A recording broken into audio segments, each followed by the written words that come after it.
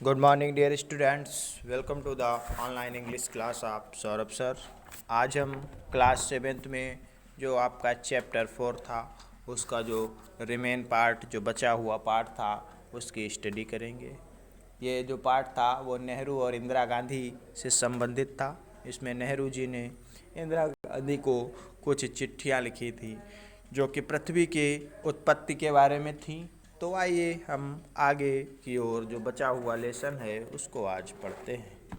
लिखा हुआ है, but this need not be true as it would not be based on any facts that we had seen. But this need not be true, लेकिन ये सत्य है, इसकी आवश्यकता नहीं है। As it would not be based on any facts, और यह किसी तथ्य पर भी आधारित नहीं है। दैट वी हैड सीन, जो हमने देखा हो। But although we have no books written in those far off days, लेकिन यद्यपि हमारे पास उन पुराने दिनों में कोई किताब नहीं थी। Fortunately we have something which tell us a great deal as well almost as a book would. लेकिन फॉर्चुनेटली, भाग्य से, वी हैव समथिंग, हमारे पास कुछ चीज़ें हैं, which tell us a great deal, जो हमें बहुत सी बातें बताती हैं। As well almost as book would, जैसा कि एक किताब बताएगी।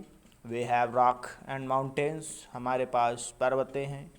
रॉक माने चट्टान और पर्वत हैं। एंड सीज, समुद्र हैं। एंड रिवर्स एंड डेजर्ट, नदियाँ हैं और रेगिस्तान हैं।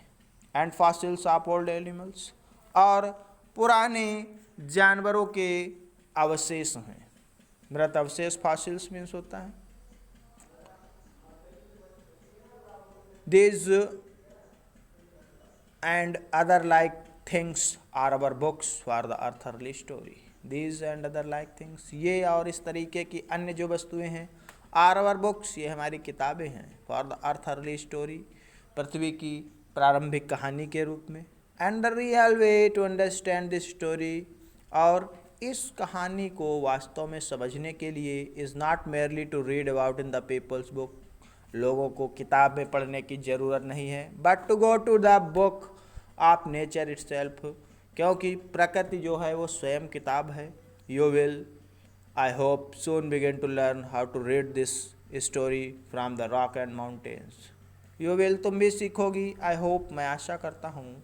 शून begin to learn how to read this story from the rock and mountains, कि इन पर्वतों और चट्टानों की जो कहानियाँ हैं वो तुम खुद पढ़ना सीखोगी। इमेजिनिंग हाउ फैसिनेटिंग, कितना अद्भुत होगा, इसकी कल्पना करो। Every little stone that you see lying in the road, एक प्रत्येक छोटा पत्थर, यू सी, तुम देखती हो, लाइंग द रोड, सड़क पर पड़ा हुआ। और ऑन द माउंटेन साइड में be a little page in nature's book, वो एंड द माउंटेन साइड, और उस पर्वत के जो किनारे, be a little page of nature's book, ये प्रकृति की किताब का एक पन्ना है। And may be able to tell you something if you only know how to read it, और ये तुमको उतना बताने में समर्थ है। If you only know how to read it, यदि तुम चाहती हो कि इसको कैसे पढ़ा जाए। To be able to read any language, किसी भाषा को सीखने के लिए, हिंदी और उर्दू और इंग्लिश, चाहे वो हिंदी हो, उर्दू हो अथवा इंग्लिश हो, you have to learn its alphabet, तुमको इसकी वर्णमाला पढ़नी होगी, उसको याद करना होगा। So also you must learn the alphabet of nature, इसलिए तुमको प्रकृति की वर्णमाला पढ़नी चाहिए। Before you can read her story in her books, अपनी किताब में इन कहानियों को पढ़ने से पहले आप स्टोन एंड रॉक, इन पर्वतों और चट्टानों की। Even now perhaps you know a little how to read this, even now, शायद अब तुम थोड़ा बहुत पढ़ना सीख गई होगी। If you see a little round shiny pebble, यदि तुम देखती हो जो चमकीले पत्थर का जो टुकड़ा होता है।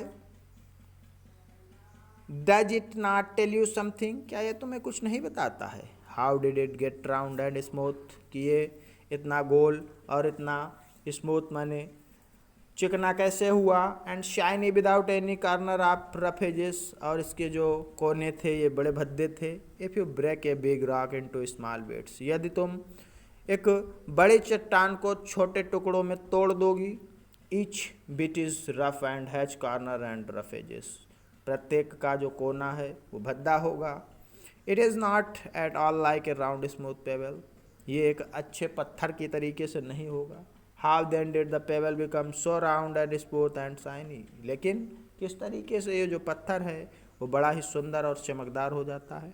It will tell you its story, तो ये तुमको एक कहानी बताएगा। If you have good eyes to see, यदि तुम्हारे देखने की नज़र अच्छी है, and ears to hear it, और सुनने के लिए तुम्हारे कान पर्याप्त हैं।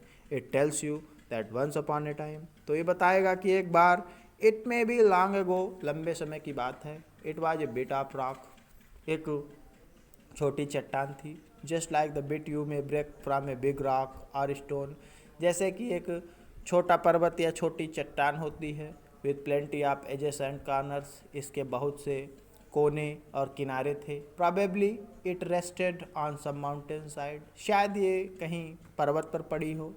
Then came the rain and washed it down the little valley, उसके बाद बारिश हुई और सारी घाटी धुल गई। Where it found a mountain stream which pushed it to on till the reach little river, और इसको जो वो धारा के द्वारा इसको बहा लाया गया। And it till it reached a little river, और ये छोटी नदी में पहुंच गई।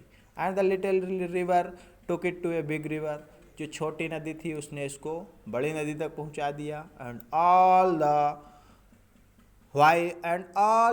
the while it rolled at the bottom of the river and edges were worn away, और जैसे जैसे ये लुढ़कती गई, इसके दो एजेस माने किनारे थे, वो worn away माने वो ठीक हो चुके थे। इट्स रफ सरफेस में डिस्पोर्ड एंड शाइनी, इसका जो खुरदरा, इसकी जो खुरदुरी सतह थी वो चिकनी और अच्छी चमकदार हो गई थी। So it become the pebble that you see, और तुम देखती हो कि अब ये पत्थर का टुकड़ा हो गया है। Somehow the river left it behind and you found it, somehow कैसे भी, the river left it, नदी ने इसको छोड़ दिया या नदी से ये अलग हो गया। behind and you find it, और तुमने देखा। if the river had carried it on, यदि नदी इसको अपने साथ ही ले जाती, it would have become smaller and smaller till at last became a grain of sand, तो ये छोटा और छोटा होता जाता।